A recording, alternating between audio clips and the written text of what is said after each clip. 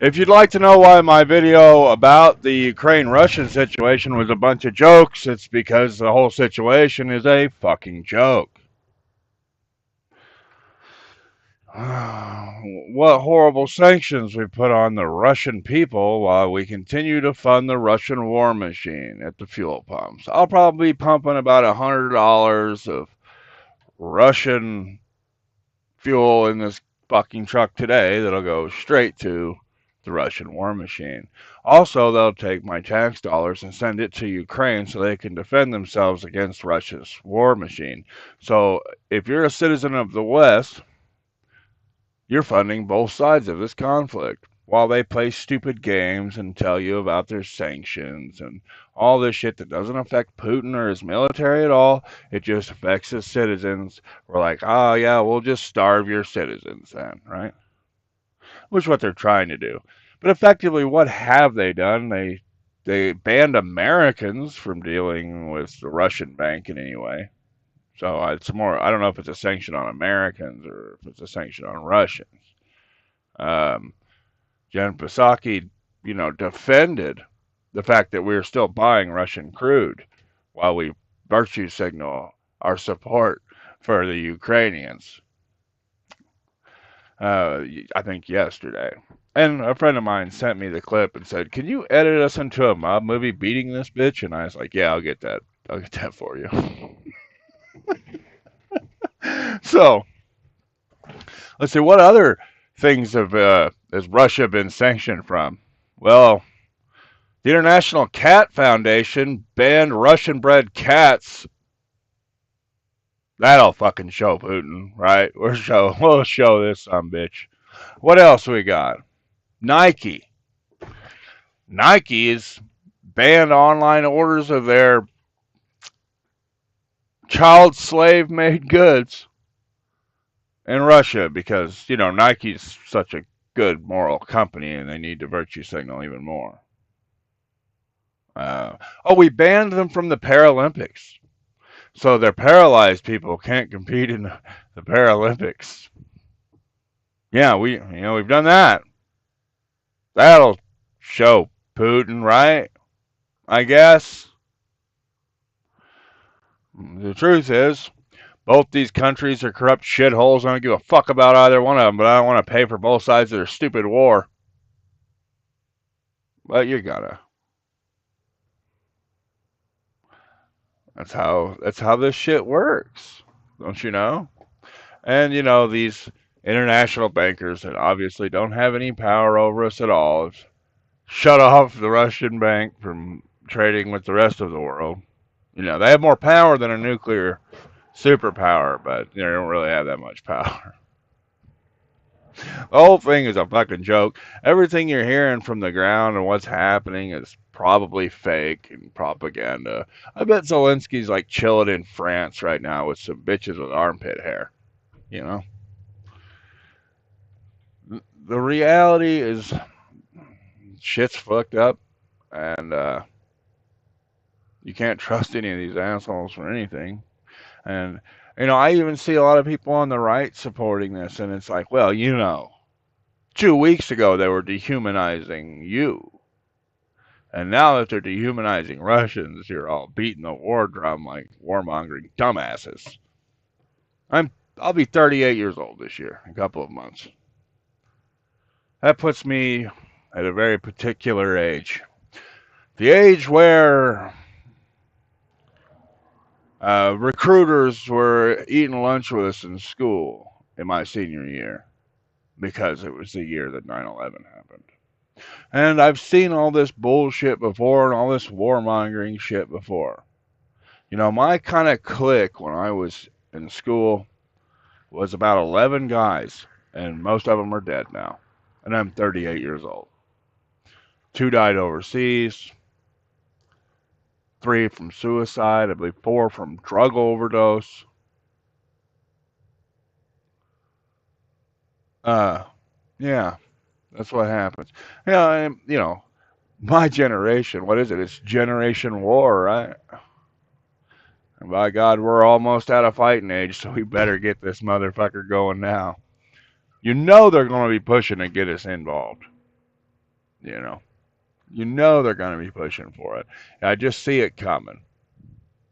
It's probably going to be a prolonged conflict, like in the Middle East, because the Ukrainians aren't going to give up their fucking land to the Russians. I don't blame them for not wanting to reunify with Russia when they were part of the Soviet Union. They almost starved them to death. I mean, it starved tons of them to death. It was horrible. So they're not gonna want to reunify with Russia. They're gonna dig in. It's gonna be guerrilla fighting. It's gonna be prolonged until what? Until they convince enough Americans and Canadians and British and shit NATO citizens to support military action. And they're going to tell you all the horror stories and get up in your feelings real hard and make you afraid of Russia or make you hate the people of Russia just because Putin's doing a thing. Here's the thing, though. There's all these different reasons that people have for why Putin is doing this. Always going against the bankers. He's doing it, and fuck all that. The only two reasons that a country needs to invade someone is reason and opportunity. The reason is pretty simple. Ukraine is looking to be a big oil producer and a competitor against Russia's oil exports. As a friend of mine put it to me when I asked him why he thought he invaded, he said that it's Ukraine's looking to be the next Saudi Arabia and a direct competitor to Russia. So it's resources, which is every war ever. They'll tell you it's fighting terrorism or it's this or that. It's always resources. It always comes down to resources. So there's a reason. And what did he get from Joe Biden? Opportunity. Joe Biden told Putin, you know, well, let's put it like this.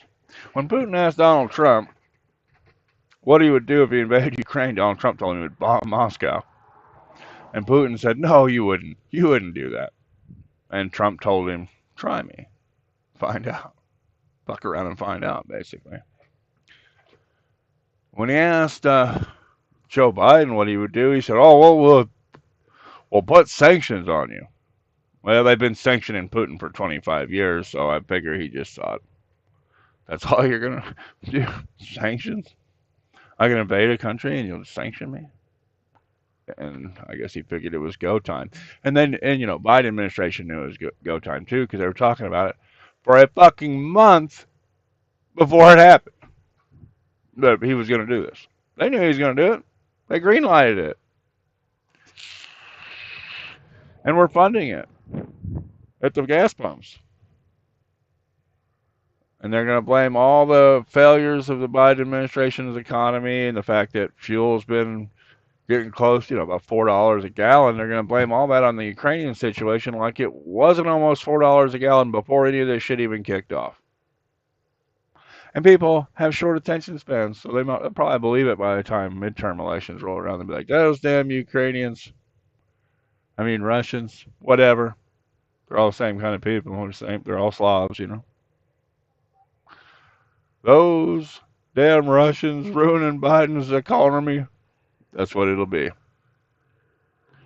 So all the Biden voters should really feel ashamed of yourselves for being so fucking stupid and misled by the media. Except for the dead ones. The ones that are alive should be ashamed. The ones that are dead, it's not your fault that you voted for Biden. You're dead. You're dead. You don't have control over your vote anymore. So that's how I feel about the Russian situation. It's two oppressive regimes. One of them, though, was placed by us. Not very democratically. They had an actual coup, not like January 6th, but like a real coup in 2014, where we placed our guys in there. But they're both about this. They're both pretty similar. They both jailed their political opposition. They both banned media outlets that are critical of their leaders. That they're all their elections are questionable. So are ours. But they're two countries cut of the same cloth, and they want you to think that we got to save one of them from the other one, I guess. I don't think so. I don't. Ukrainians had a non-aggression pact with Russia, and they just chose not to renew it. And then and then of course, it's been a big concern for Russia that Ukraine would join NATO, and they send uh, Kamala Harris to Europe to deal with the situation where she goes.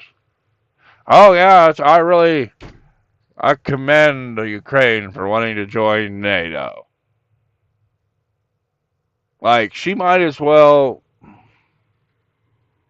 She fucked those people in Ukraine real hard with that statement. I'll put it that way. So it's almost like the whole thing was put together, for a big dog and pony show. At the cost of people's lives, because our governments in the West don't care about people's lives, don't care about your lives. You need to care about Ukrainians' lives. They just took their boots off your neck 2 weeks ago. And then they're like, help us put our boots on these fucking poor people's neck and starve these people. So, sorry for the notification if you heard that. I should have turned my do not disturb on. The whole thing's a big, giant, stupid shit show. And we continue to allow this as the citizens of the West. So I wonder sometimes if we even deserve that freedom, We're not going to do shit about it. Well, vote harder, Daddy. It doesn't change anything. If voting mattered, you wouldn't be allowed to do it. So, you peacefully protest, you're a piece of shit. It doesn't matter. You're a piece of shit regardless. So, it doesn't matter what these people think. That's just my feelings on the situation. I'm not a global geopolitical expert by any means. I do a lot of homework before I make a video and say some shit. That's all. Unless it's something I'm, making jokes about. Uh, I do like to make comedy more than anything. Shit's been so serious lately. It's been hard for me to do so. But that's it. I mean, I just dig around, do a little homework, look into stuff, try and connect some dots before I go online and start talking shit. Everyone wants to be some kind of fucking influencer, but they don't want to ever learn anything first. So look, take it for what it is. I'm just a guy that knows how to do my homework. I'm not a geopolitical expert. I'm not an expert on Russia. I'm not an expert on Ukraine. But that's what it all looks like to me. Looks like a big old shit sandwich, and they want everybody to take a bite. So brush your teeth after, I guess, because I don't think we'll do anything else. And